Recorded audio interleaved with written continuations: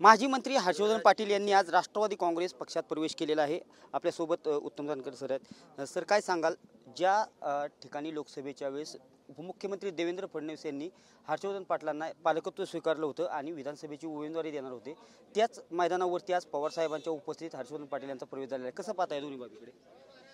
नाही, निश्चितपणानं गेल्या 5-10 वर्षामध्ये ज्यांच्या मागं ईडीचा शिशेमिरा लावला होता ते सगळे लोक हैराण झालेले होते आणि म्हणून पवारसाहेबांकडील सगळे शिलेदार पक्ष सोडून किंवा काँग्रेस असेल, शिवसेना असेल, सगळे शिलेदार पक्ष सोडून या भारतीय जनता पार्टीमध्ये अनिच्छेनं, जबरदस्तीनं, बळजबरीनं गेलेले होते। आणि आता या ईडी शिडीच्या पलीकडे जाऊन या महाराष्ट्रामध्ये अनेक लोकांनी या लढाया आरपारच्या केल्या, या महाराष्ट्राचं वातावरण बदलून टाकलं आणि म्हणून हे सगळे मंडळी आता स्वर्गही येत आहेत, आपापल्या पक्षामध्ये परत येत आहेत। उपमुख्यमंत्री अजित पवार यांनी एकदा नव्हे तर दोनदा बारामतीतून लढण्याचे संकेत दिले आहेत। कसं पाहता या विधानाकडे? निश्चितपणानं अजितदादा हे रामाच्या पक्षामध्ये गेलेले आहेत। मग आता राम हा नेहमीच वनवासाला जातो, त्यामुळं आता अजितदादा असतील, आमचे उंदीर मामा असतील, याने आता 14 वर्ष वनवासाला जायचं। एकंदरीत 2 दिवसापासून गेले रामराजे निंबाळकर राष्ट्रवादीमध्ये प्रवेश करणार, कुठेतरी पूर्णविराम मिळवताना आज साहेबांनी सांगितले की 14 तारखेला ते प्रवेश करत आहेत।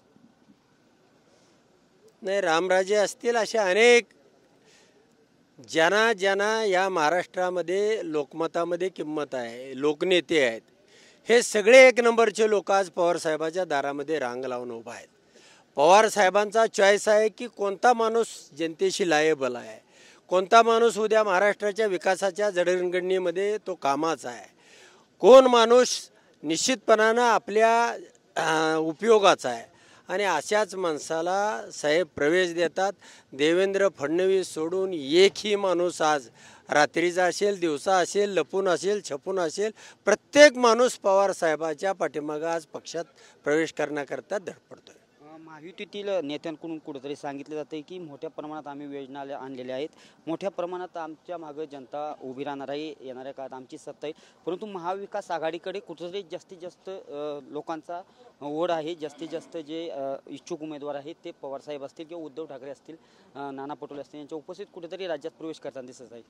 नाही, यांनी ज्या योजना आणल्या त्या सगळ्या आता खिल्लारे कुटुंबापर्यंत ज्या योजना आणलेल्या आहेत ह्या तकलादो आहेत, लोकांचे फसवणूक करणारे आहेत, त्याचं व्यवस्थितपणानं बजेट केलेलं नाही, त्याची मांडणी केलेली नाही, त्याच्यासाठी निधीची तरतूद केलेली नाही।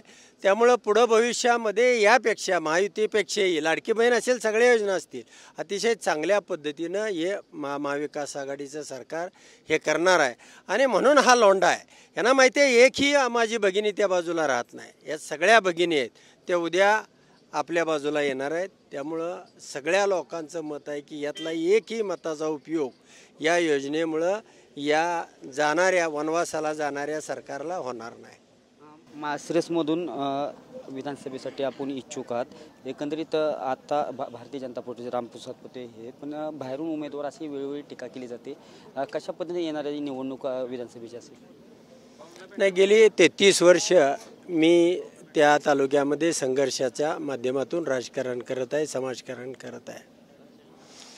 आता त्या निवडणुकीसाठी मी स्वतःही इच्छुक आहे। पवारसाहेबांचा शेवटी निर्णय कोणाला उमेदवारी द्यायची, कोणाला न द्यायची, पण गेली अनेक वर्ष मोहिते पाटीलाने आम्ही एकमेकाच्या विरोधामध्ये लढत होतो।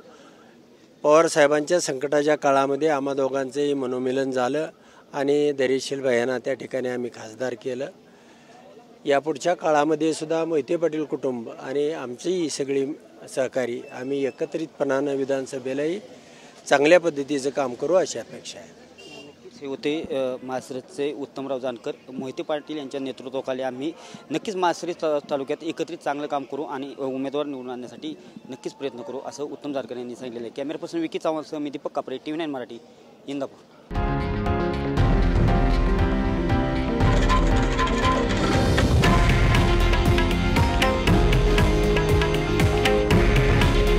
हे आहे देशातील नंबर 1 न्यूज नेटवर्क आणि आपण पाहत आहात TV9 मराठी।